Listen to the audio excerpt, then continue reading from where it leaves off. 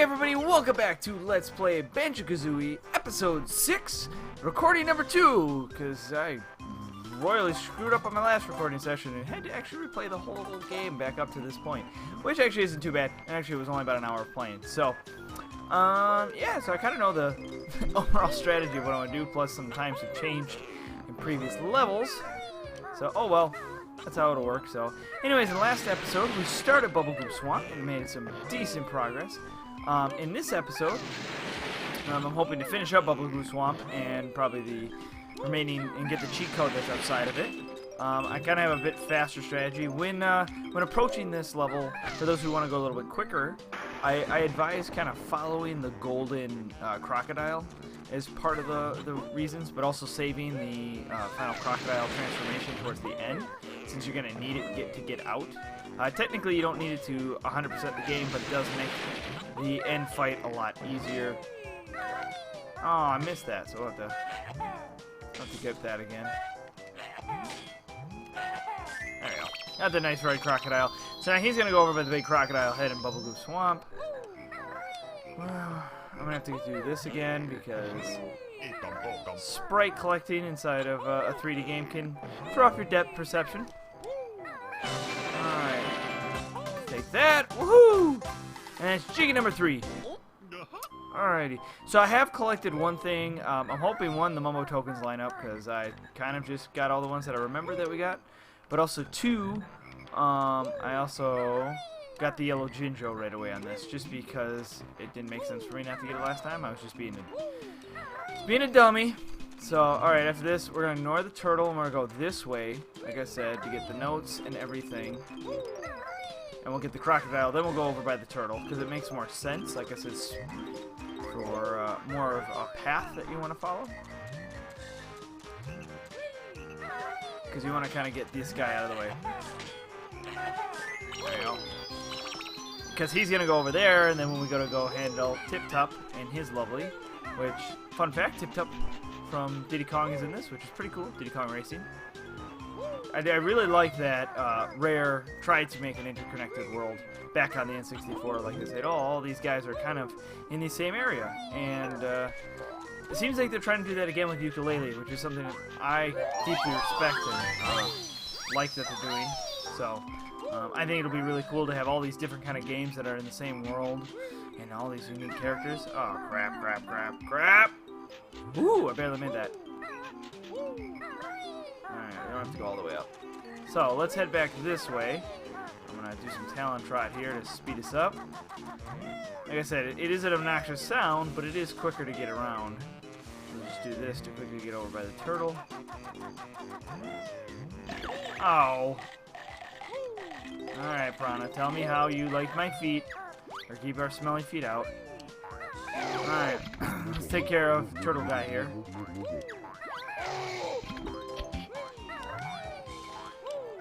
So him, for some reason, his feet are nice and numb. And the only way to do it is by causing pain is the only way he's able to feel his feet again. I don't know. I didn't fully get it, but I didn't make the game, right? Alright, we'll get that in a second. So we're going to go handle Mr.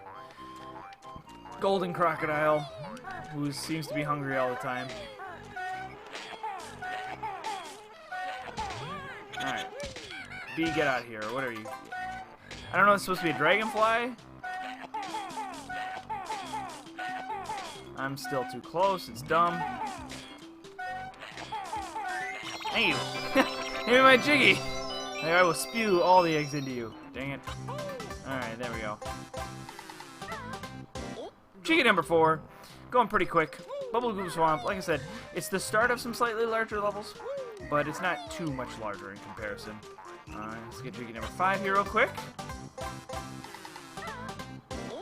Sadly, this also is the level that houses one of my least favorite Jiggies to get, which is the Mr. Vile one. And those who have played the game before in the past know how much of a pain it can be. So now this game will be a game of Simon Says for this Jiggy. And I'm pretty good at Simon Says. I can do it for fairly long. My biggest issue with this, at least this Simon Says, is because the camera doesn't stay the same. It can be kind of difficult. So what I try to do is I just kind of remember a pattern. No, I haven't. I wanted to get this. Oh well, because I forgot it last time. Alright, thank you. I got it. Alright, let's see if I can get out of his path. There we go. Alright, so it was orange, then straight across with light blue, and then purple. Get the purple. Feels so bad for these turtles. It's like I'm surprised their backs aren't broken, but I don't know. I don't think turtles. I think they have spines. I thought they do. I don't know. Purple. Blue. Okay. Half circle, then back up, and then back down. Oh, that's a nice easy pattern. We're gonna do a nice half circle. And I miss. Go back, hit yellow. Go do light blue. And hit yellow again. Alright, last one. And this one can be kind of a pain. Just because of its length. Let's see if it's nice to me. Yellow again. Middle. Out. Middle. There. There.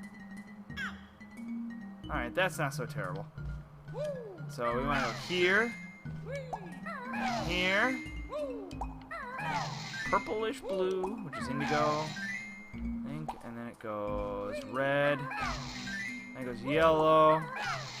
Then it goes light blue, and that should give us our Jiggy. So, like I said, just a game as Simon says. It's quite simple.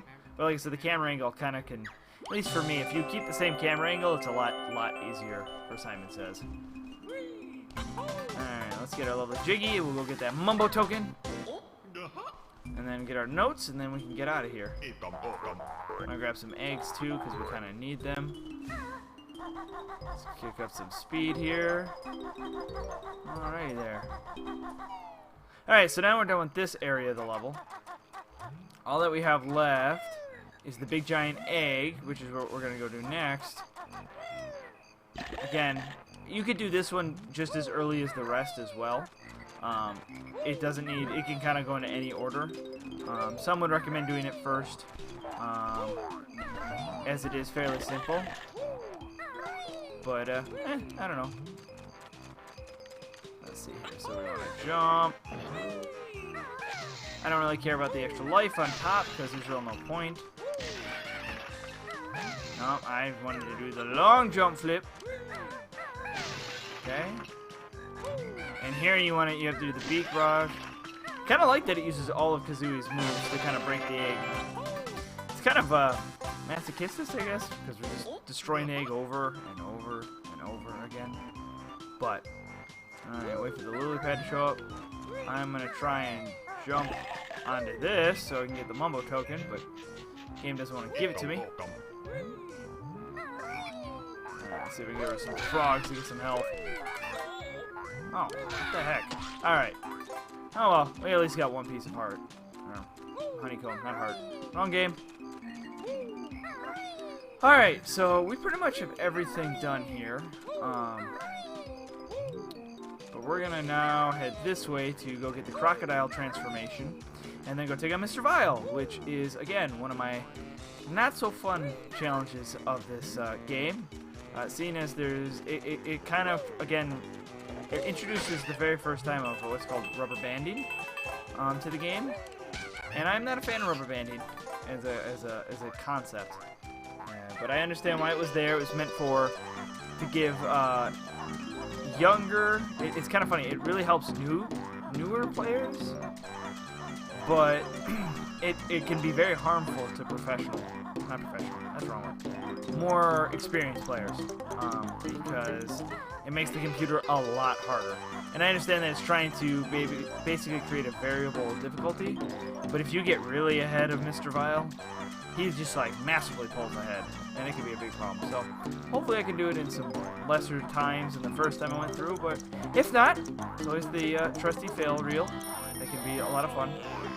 Alright, for this one, I want to suck in the camera as close as possible to Banjo. Look at the Jiggy that's going to appear. Alright, it's going to bring us back. We get 10 seconds. 10 seconds. And then once you get about halfway, you can do about a long jump to get it.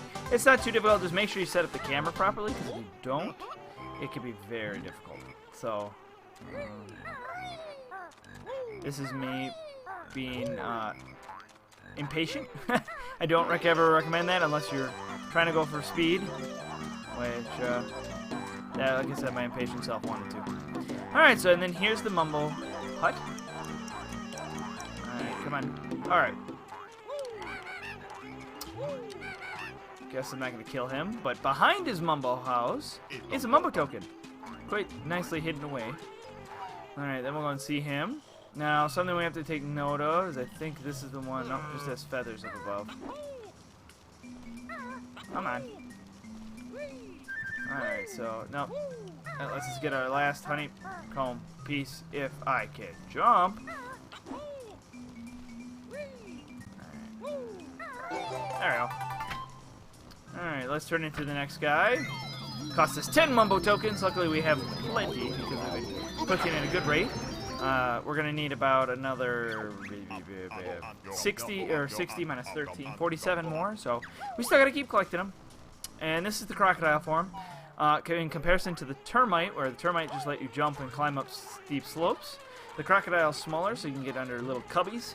He also has his nice little crocodile bite, and he's able to go in this lovely swamp water. Now, before we go into the giant crocodile head, I'm going to go over here to get our notes. Then we'll head into the crocodile head. Oh, don't come after me. Don't be mean. Leave me be. So we'll get these notes. So I saved most of the stuff on the outer edge. You can use the boots to do this, but I find the crocodile to be a little faster. I haven't experimented enough to know if it would actually be faster to use the boots. And somebody could correct me in the comment box to let me know if it is. But both are really slow. And sadly, there's no real fast way to get the crocodile to move. So we will just move at a nice pace. So, alright, then we're going to take on this giant crocodile head. And in here is Mr. Vile and a lovely Mumbo token. I'm going to leave those notes as an escape route, because I don't believe that I'll beat this on my first try. I'm Mr. Vile, greediest croc of all. Play my game to win a prize. Press A to accept or B to chicken out. Alright, the game is simple. Eat more red yumbles than me. Press X to eat. Ready, set, go. Alright, so for this, here it comes down to pretty much trying to chain. I screwed up there. But you really want to try and chain them together and not fail like I am right now. The nice thing is, if you miss them, they do come back. And they're constantly respawning. So, but basically, in 60 seconds, you have to beat him. And as I said, that could be kind of difficult. As if you start getting ahead like I am now, you'll also start seeing him move a lot faster. But all of a sudden, if he gets ahead, you'll see him move a lot slower. Again, it's... I would almost argue in some strategy it might be better to let him get way ahead and then you spend... Wow. Spend the match. Come on. I am not doing this well. Spent way too much time on that one. Let's go this way. Another thing is you can't tie him either. You have to beat him. Alright, which I rarely beat him there. But yeah, sometimes I would almost say it's easier to let him get ahead kind of a thing and then just pull off. Because he's moving much slower. Because it takes a little bit for him to ramp up in speed. Now for this one, the big difference here is now they've added yellows. And you want to avoid eating those as they'll stun you and they will really throw you off. This one can be a bit harder, I find. It depends on how well you can keep track of the timer. Alright, so here I'm behind. I don't see any red yumbles anywhere. Oh, there we go. Let's see. Come on, give me... Help me out, game. Come on. Come on. Doing pretty well. Doing okay, I think. Yep. Alright. As you can see, he's booking it. Like, if you're just crushing him like I am, he's clearly faster than me. Like, if I tried to beat him on a foot race.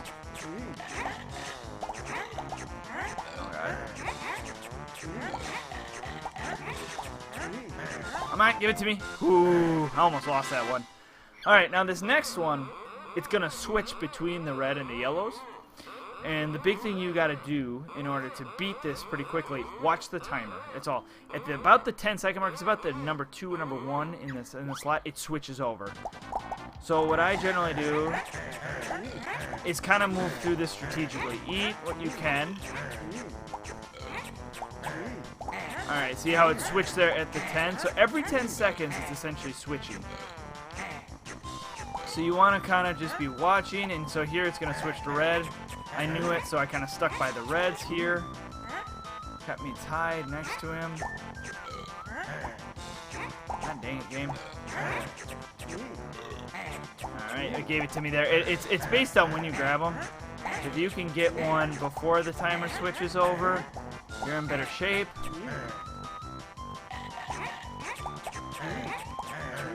Oh, come on, game. That was a good line. Crap.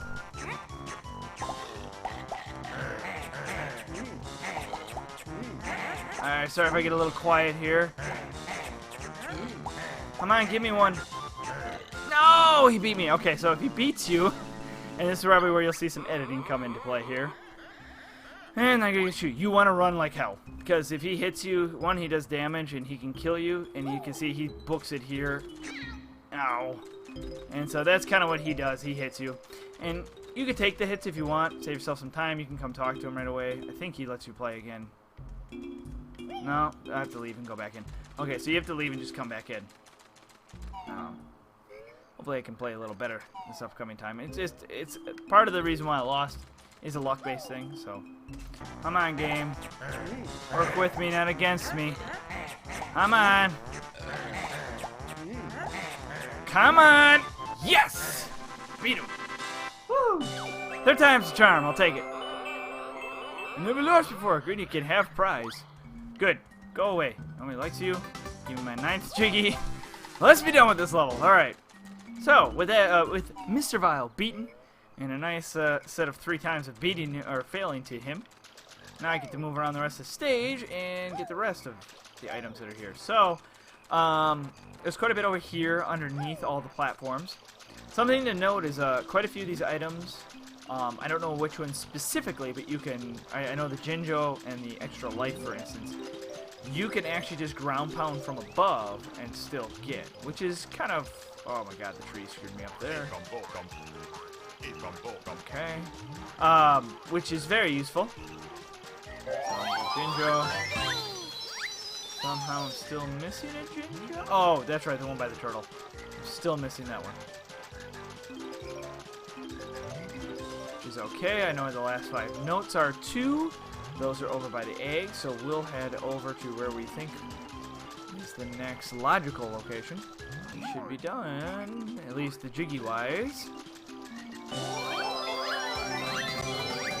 Alright, for some reason that let me move. Sit there and take it. But, luckily we should only have 5 more notes to get, and that should be everything in this level. Alrighty then. Let's get these notes, this note, note, 98, 99, 100. Woo! You can count to 100. Alright. So now that we're done with this world, I think, right? Not bad, 30. About 9 minutes faster than last time. See, if I could do Mr. Vile quicker, I wouldn't have such issues. I could actually cut that time down a lot more, but 30 minutes, not horrendous. I actually think it's faster than my, the last bit of this episode. We're going to go get the Cheeto, and that should be it for this episode. Shouldn't be too bad. Alright, run. Sadly, I've been trying to avoid backtracking for the most part in most of these episodes, but the next 2 worlds are sadly kind of interconnected. Here, you were talking to Cheeto, he's like, oh, I better not get my spells away, and she was like, too bad, which lost me. So, Finder's Bear and Bird are spelled again. So the spell he's going to lovely give us is, only one spell Cheeto can tell, enter the code blue eggs on the sandcastle floor, treasure trove code. Help you it will. Hidden in layer, other spellbooks are, them you find. So I found this, when I found this guy when I was younger, I flipped crap, because I was like, oh my god, there's cheat codes that are like legitimate? That's awesome. So, as you'll see, most can take a guess what that does. It's pretty self-explanatory, but we'll see when we get through it. So that should be it. I'm going to walk out to the front of the episode, but while I'm doing so, thank you guys for watching. Hope you guys enjoyed this part. Please rate, like, comment, subscribe, do all of the good stuff.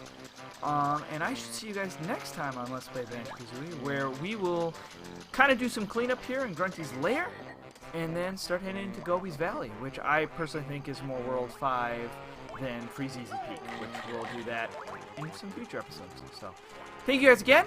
Have a wonderful day. See you later. Bye-bye.